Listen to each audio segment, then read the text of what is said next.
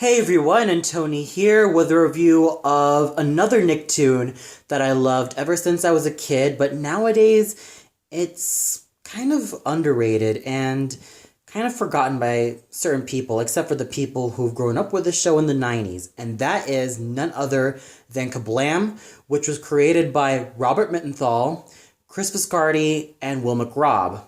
Now, this was another show that I've caught on Nickelodeon ever since I was about 7 years old.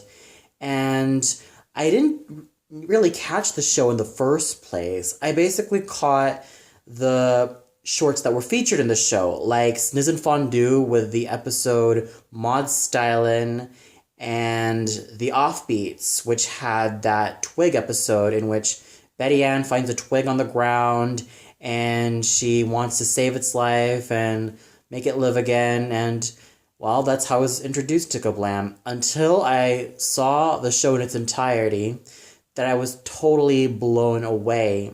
And the first episode that I saw in KaBlam was... what was that? Yeah. Why June Refuses to Turn the Page, which had the Life with Loopy episode in which Loopy is wondering what's the secret sauce behind Mom's Mystery Casserole, and you have the Angela Anaconda episode, which had the one with Angela Anaconda scraping chewing gum off her desk and fantasizing of what she's gonna do with Nanette, and even torturing her on the picnic. Yeah, that was the first episode that I caught from KaBlam, and let me just tell you, this has left a really great impression on me. And, well, the very interesting thing about KaBlam is that this is Nickelodeon's, well, animated variety show. Yes, Cartoon Network had its own variety show, well, animated variety show, in the form of Cartoon Planet. So this is pretty much like Nickelodeon's Cartoon Planet. And, well, it was just really awesome on its own, and I definitely got whisked into this show because it wasn't just because of the energy provided by Henry and June and even Mr. Foot and Mr. Stockdale and many of the other recurring characters of the show, but it was also because of the different styles of animation used in the show, or even in the many animated shorts. Like, for example, Sniz and Fondue had 2D animation. Action League Now was basically, as they call it, Chuckimation, in which you had dolls moving around and they basically had to move with certain movements, almost like stop motion. And, well, it's pretty much it. It's basically like action figures and dolls moving around in the form of Action League Now. And with Life with Loopy, you have like characters that have cutouts on their heads, and they're basically moving puppets with the rest of their bodies. And you even have some live action actors in Life with Loopy as well.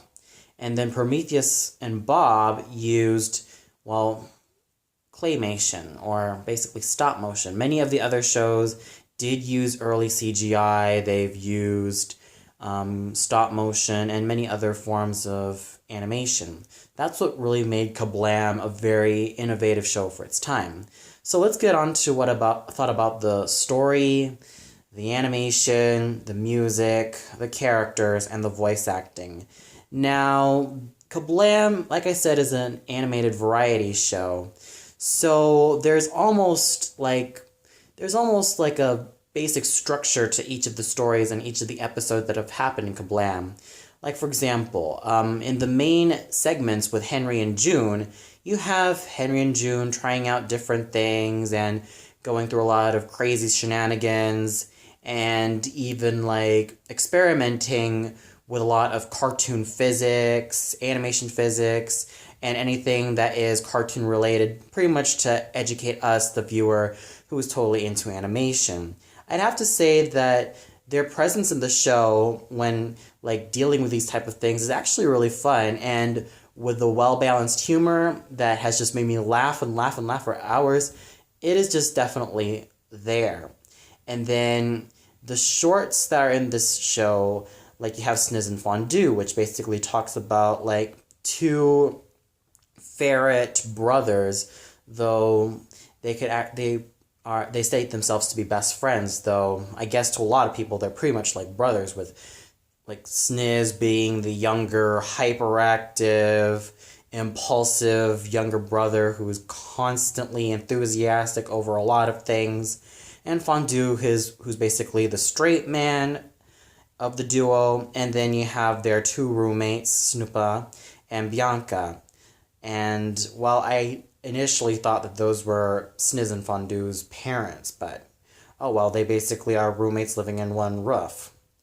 And basically, each of the episode involves Sniz and Fondue, like, getting themselves into a lot of crazy shenanigans, from Sniz losing his hair due to an overuse of a gel product that was totally on the rage, and with them trying to like stop all of these girly products from being produced by like sneaking into the factory. And I thought those were very, very like surreal, bizarre, yet totally fun adventures that these two get themselves into. And then you have Action League Now, which is basically a huge parody of superhero shows, in which you have the lamest superheroes, but at least they're really funny and at least they really work well off each other, which really much makes Action League Now the most popular among the shorts. And then you have Life with Loopy, which is basically told in the eyes of Larry of how Loopy manages to deal with situations, whether they be surreal or strange or almost out of this world, and I thought it was just a lot of fun as well. And then you have the Offbeats, which is basically like a slice of life cartoon short which deals with these four kids by the name of Tommy and Betty Ann, August, and Rapunzel. Tommy is basically like the quiet kid, but he gets himself into outbursts, and then every time he gets himself into these outbursts, there are like words that are spewed out of his mouth, and he gets immediately shocked. Betty Ann is basically the intelligent beatnik of the group. August is the brainiac, who is the master inventor of the group. And then you have Rapunzel, who is basically the naive girl. And September, who is the wisecracking dog. And they're constantly being, like, in the mercy of this popular clique known as the Populars, headed by Tina, and Beth pretty much serves as her second in command. And they basically go through everyday lives and like go through situation after situation, which can be crazy and at times like sort of reminiscent when you were a kid, and it's basically told in a kid's perspective of the world around them. And then you had other animated segments like Race Rabbit, which came in later, which basically talks about this rabbit. It's pretty much in live action, though. With Race Rabbit, he was mainly a computer, not really a computer. Puppet. He was a puppet, and then his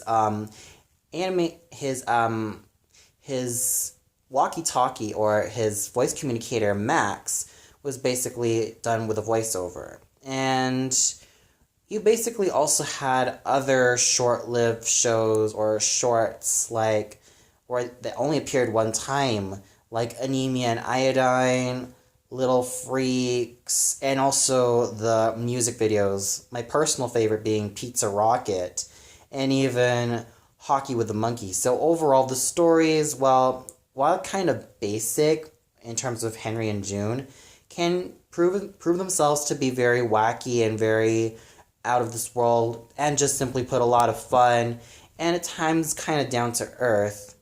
I mean, they were just basically very memorable, and there are moments in which I get more anticipated every single time.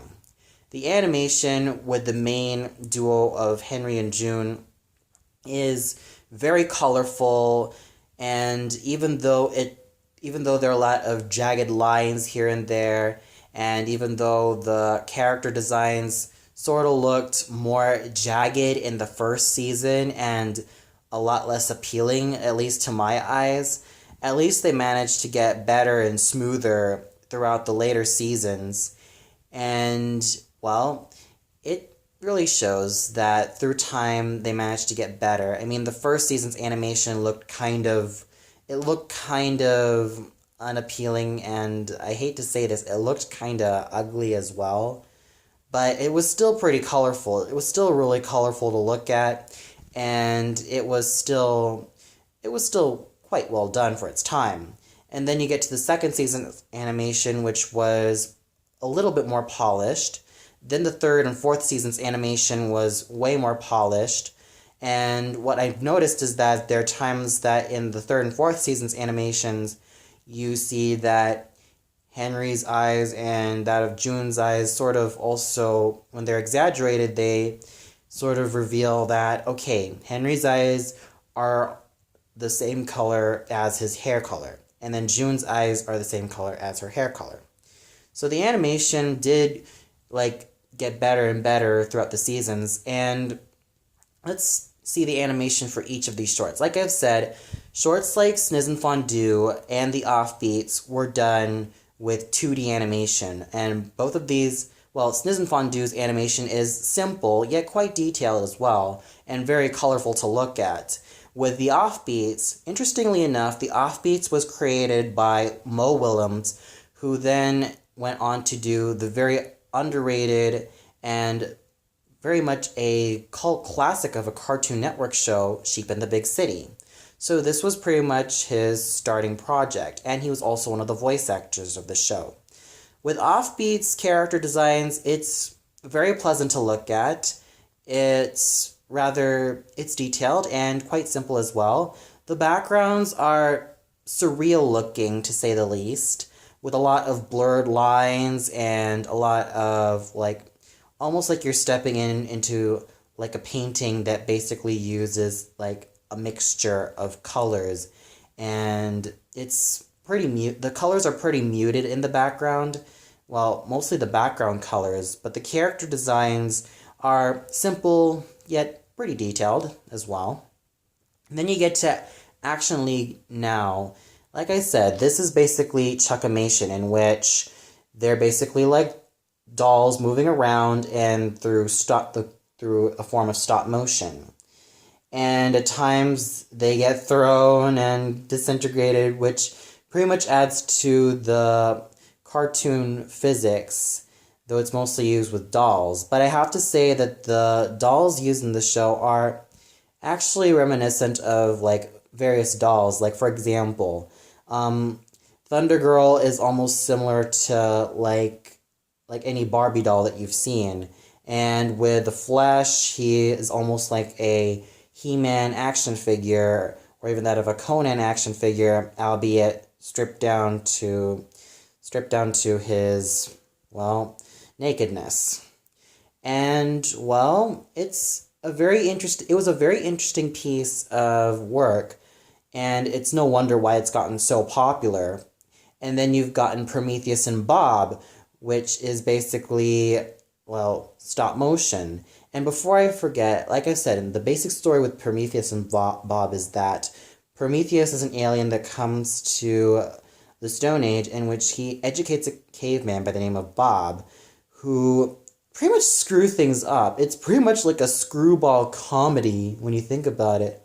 With poor Prometheus, well, being the butt end of the jokes, and there's this monkey that, well, helps screw up Prometheus's plans in order to educate Bob. So, yeah, it's a screwball comedy that doesn't need that much dialogue, but it's still a very effective show. So overall, and also some of the one-time pieces of animation, like the Brothers Tiki, which use puppets, and with this other one-time animated short called the Shizagi, which was a form of early CGI. And with the Shizagi, it looked okay. I do understand that this is basically on a TV budget. 3D was basically new at the time for television animation, but looking back at it, it looked pretty creepy, and it looked really, really cheap. Though the opening animation, which was done in 2D, was a lot better to look at. And with Life with Loopy, you see that the heads of the characters, the animated characters, are basically cut out and animated, whereas with their upper body and their lower body and their limbs, you see that there's sort of like something like puppet like attached to that, which I found very innovative. And not to mention the backgrounds are actually really simple, but pretty detailed as well. And the usage of live action actors as well, it just really shows how innovative this show was at the time as well. And with Angela Anaconda's animation, I mean, looking back at it, it looked rather creepy to have like cutouts of real people's faces or people's faces and then animating them, which looked rather creepy, but it made me wonder, why on earth are they all gray? I mean, it looked rather creepy and it didn't really stand out to me that much. But overall, I'd have to say that KaBlam's usage of animation from short to short is rather interesting and very varied, and it really goes to show you that at the time they weren't really afraid to use different styles of animation, and it was pretty much innovative at the time. Another reason why this show was very much innovative for the time, and it's almost no wonder why a lot of people in the 90s also kept tuning on to this show.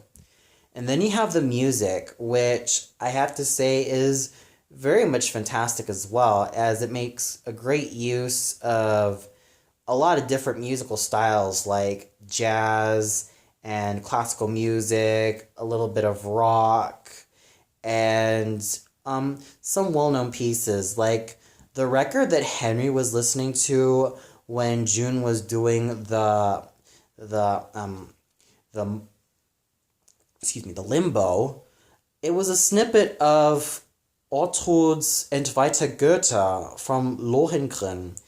Basically, when you hear the line Bestraf, it was like, okay, this is Ortrud's curse from Lohengrin, and Henry was listening to it.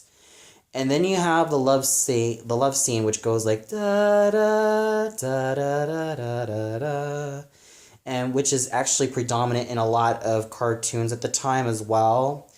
And well, with the animation, with the music that was used in the Henry and June segments, they basically used a great amount of music, and it was also basically with a predominant use of the brass instruments, which I found very interesting. And with Sniz and Fondue's music, especially when it came to their first opening, it was basically a combination of brass, and it was very, very upbeat and sort of wanted you to get into the show. And the background music that was used made great use of classical music. But then in the second and third season, what the music used in Sniz and Fondue, they've used a little bit more like jazz and electric guitar in their music, which I found a very interesting change to.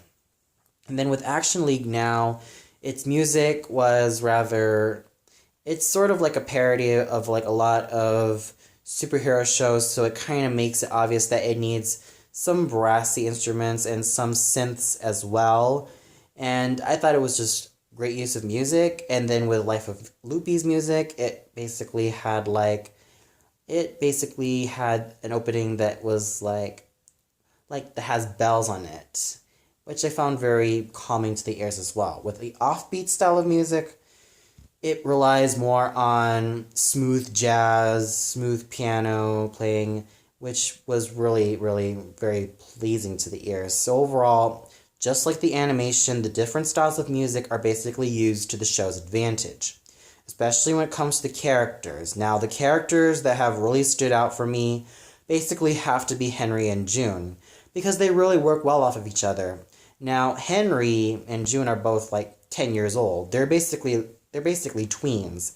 Henry starts off as the more straight man of the duo. He's someone who's clever, someone who's witty, and has the tendency to be very sarcastic, which I found very charming about him. However, later on in seasons 2 to seasons 4, He became a bit more of a show off and a bit more of a dimwit, but he still kept his likable sarcasm intact, which I found very, very fun. And then with June, yes, she starts off season one as the sort of very ditzy, hyperactive, over imaginative young girl. However, in the second to fourth season, she starts becoming more of this, well, she's more intelligent and she's a lot more no nonsense. So basically, their personalities have switched throughout the seasons, but in all fairness, they've actually kept their sort of rapports going along really well, which is definitely fabulous when it comes to both Henry and June. Mr. Foot, who is the Sasquatch of the show, pretty much also functions as the show's muscle and is a recurring character, usually finding himself beating up Henry, and, well, he basically functions as the muscle. Mr. Stockdale is the kid's boss, and he's pretty much like the type of person who is concerned about the ratings and all that. Then you have Henry's mom, who is pretty much like the mama wolf to Henry, and a lot of other colorful characters that can be found within those segments. The characters may be basic, but I'd have to say that at least they're very fun to watch, and you could get a certain kick out of their antics as well, and they're very charming and very likable. With Sniz and Fondue's characters, they're all likable. I mean, Sniz is a lot of fun to watch, even though at times he can be a bit of a show-off and he can be a bit of a jerk, but he's still a very nice and very sweet and fun character to watch. With Fondue, yes, he does have jerk-ass tendencies, but he's also the straight man of the duo who basically tries his damn hardest to correct Sniz in whatever stuff that he's doing wrong or if he is screwing up on something. I'm not too crazy about Snoopa and Bianca because they're basically just there for the ride, and they're basically just this typical couple who stay close to each other no matter what. But other than that, I still think that their presence is, well, it's pretty good, but I wish that their personalities could have been developed a lot more. Though I have to say that their interactions with Sniz and Fondue is actually a lot of fun to watch. With Action League now, you get the most lovable cast of loser heroes ever. I mean, sure, they suck at their job, but here they are getting a lot more jobs as superheroes. I mean, the Flash is a very gorgeous, muscular type of person who happens to be so naked. But my goodness, he can be kind of a bonehead, especially when it comes to saving the day. But he's still a very funny character, and he's still very likable. With Thunder Girl, well, she's very spunky, and she's very feisty, and she's pretty much the girl's beauty. Excuse me, the team's beauty. She's pretty much the only girl in the group, making her the team's beauty.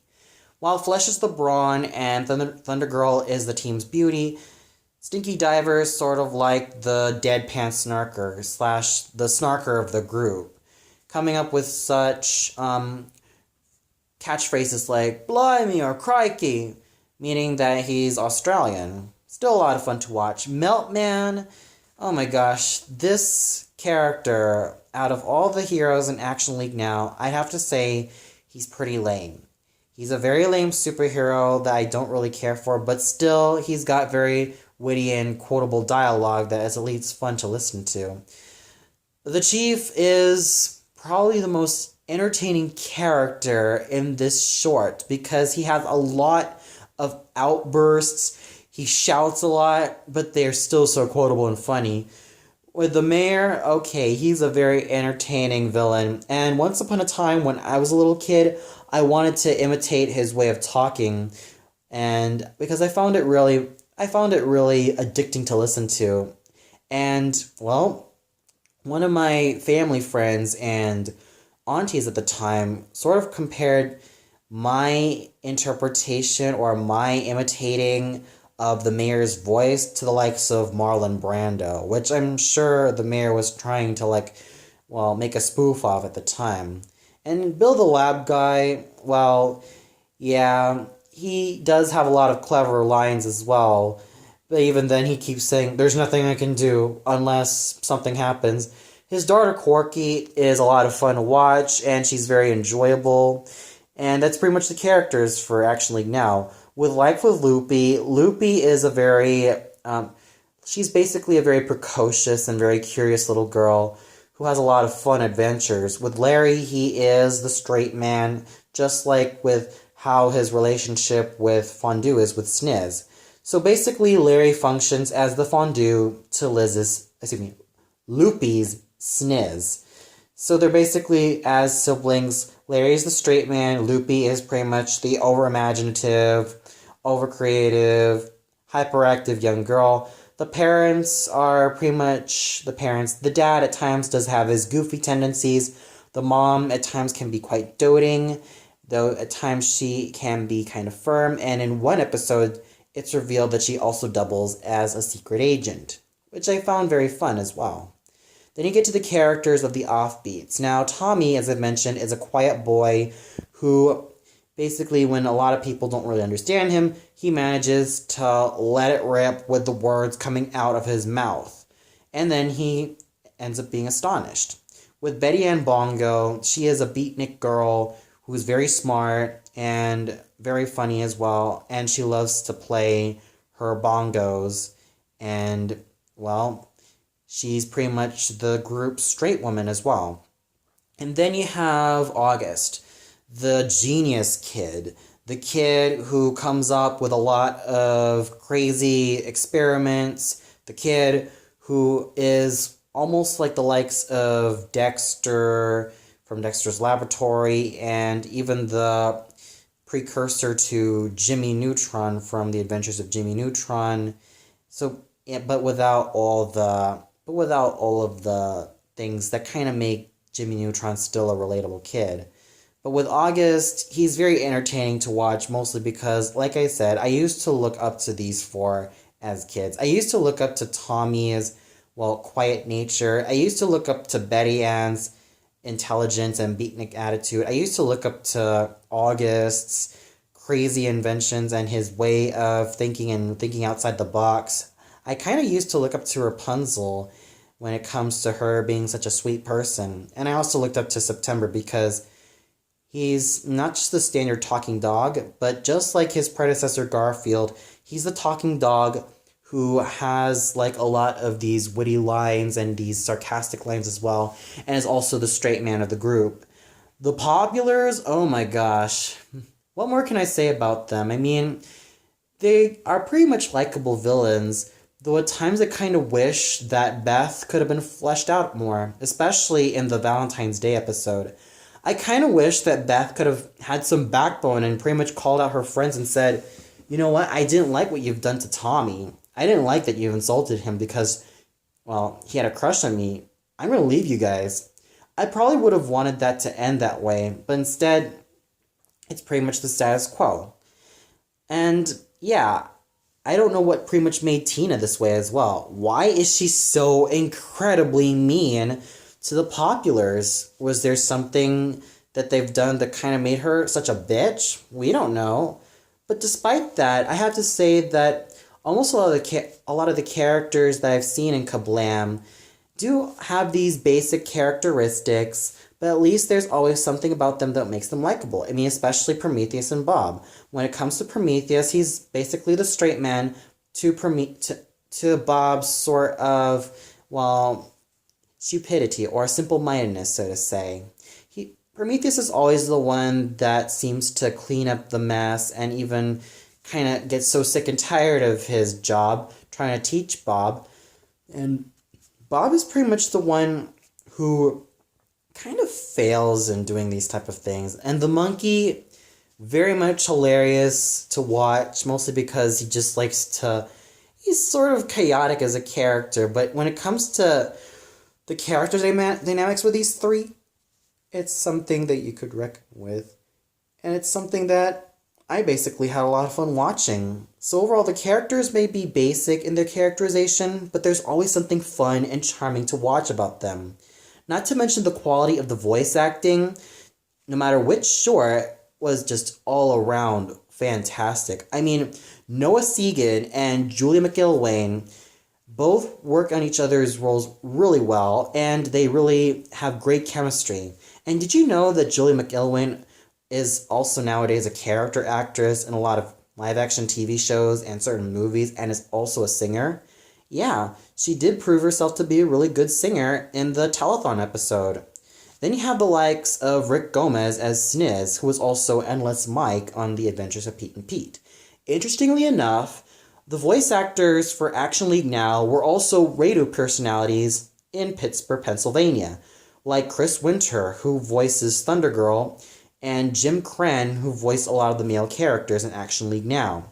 And then you had Danielle Judovitz as Loopy. This is one of her starting roles when she was a kid, and I really loved listening to all the sparks and spunks in the character. Out of all the character voices done in the offbeats, Misha Barton definitely stands out as Betty Ann for her quick wit and her love for this character as well. So overall, KaBlam is a show that needs to be rediscovered, and I could definitely see why. With a great usage of different styles of animation, and not to mention the great rapport between Henry and June, this deserves a well-deserved, 4.5 out of 5 stars. It is definitely worth watching and definitely worth your time because of the innovation that animation can bring. Well, that's all for now. Be sure to tune in later where I take a look at my top 25 favorite KaBlam episodes. So until then, see you later, everybody.